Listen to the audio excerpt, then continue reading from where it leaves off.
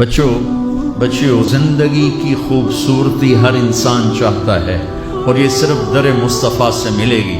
ایک اچھا بیٹا، پہلی شکل ہے اچھا بیٹا، اور میرا نبی کہہ رہا ہے کاش میرے ماں باپ زندہ ہوتے، اور نہیں تو میری ماں زندہ ہوتی تو تم دیکھتے میں کیا کرتا۔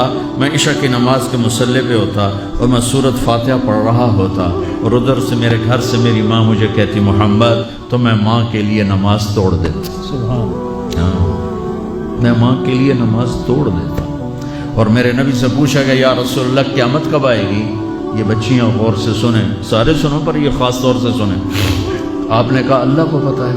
کہ یا رسول اللہ کوئی نشانی بتا دیں۔ تو آپ نے کہا جب بیٹیاں بھی ماؤں کو ذلیل کریں گی تو قیامت آئے گی۔ جب بیٹیاں بھی ماؤں کو ذلیل کریں گی تو قیامت ان تلد الامۃ ربتہا، جب ماں کے ساتھ بیٹیاں نوکر جیسا سلوک کریں گی، نوکرانی جیسا سلوک کریں گی تو قیامت کے نگارے پہ چوٹ پڑ کے رہے گی۔ یہ نہیں کہا جب کفر پھیل جائے گا اور جب اسلام مٹ جائے گا، حالانکہ قیامت اس وقت آئے گی جب دنیا میں ایک مسلمان باقی نہیں رہے گا۔ یہ واقعہ کی سنگینی کو بتانے کے لیے فرمایا جب ماؤں کو ذلیل کیا جائے گا قیامت آ جائے گی۔ میرے نبی نے فرمایا عمر تیرے دور میں ایک شخص آئے گا اویس،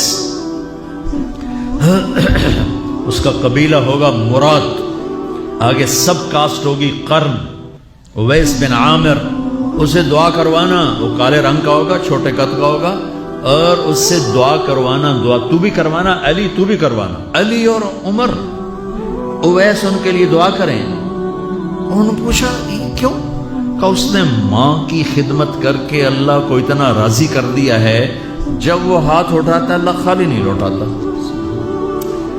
اللہ کی قسم عمر و علی کو اویس کی دعا کی ضرورت نہیں تھی، امت کو پیغام دینا تھا کہ مائیں ذلیل ہو رہی ہیں آج، اور باپ جوان اولاد سے چھپتے پھر رہے ہیں، تو میرے رب میرے نبی نے یہ آگے پیغام دینا تھا کہ نبی ہو کر رسول ہو کر کہہ رہے ہیں کاش ماں ہوتی تو میں اس کے لیے نماز توڑ دیتا۔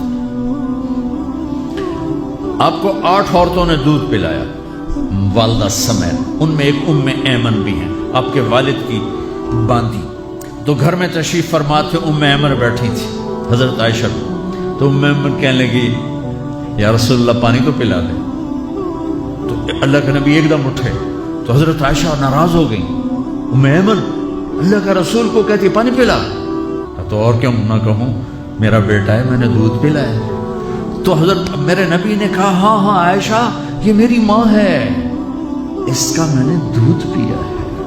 آپ اٹھے، گھڑے میں سے پانی بھر کے یوں دونوں ہاتھوں سے حضرت ام ایمن کو پیش کیا جو حبشی باندھی تھی، چونکہ دودھ پیا ہے تو ماں کا لفظ صادق آ گیا، تو بجائے اس کے کہ برا مناتے آپ خادم بن کے اپنی ماں کو دودھ پلانے والی ماں کو آپ نے حضرت حلیمہ سعدیہ تشریف لائیں، آپ نے اپنی چادر بچھا کر اس کے اوپر بٹھایا۔ ہمیں پیغام دینا تھا، آنے والے زمانوں میں یہ ہونا تھا۔ سبحان اللہ۔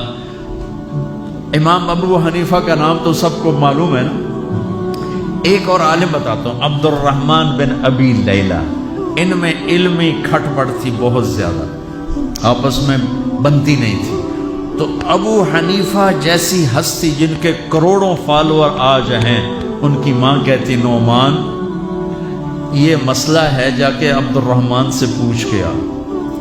زندگی میں ایک دفعہ نہیں کہا ماں جی میں اس کو بڑا عالم ہے میرے کو پوچھ لو، کہا اچھا ماں جی، اپنی چادر اٹھاتے اور پہنچ جاتے، دروازے پہ دستک دے کے بھائی مجھے میری اماں نے بھیجا ہے، آپ اس پہ فتویٰ، حالانکہ ان کی اپنی رائے اس کے خلاف ہوتی تھی، لیکن ماں کے احترام میں جا کر ان سے مسئلہ پوچھتے جن سے روزانہ مناظرہ ہوتا تھا، روزانہ کھٹ پٹ ہوتی تھی علمی، ماں نے کہہ دیا جا کر ان سے پوچھ کے آتے تھے، اپنے اتنی بڑی علمی قدر و منزلت کو ایک طرف رکھ دیتے تھے، نہیں میری ماں نے مجھے کہا ہے۔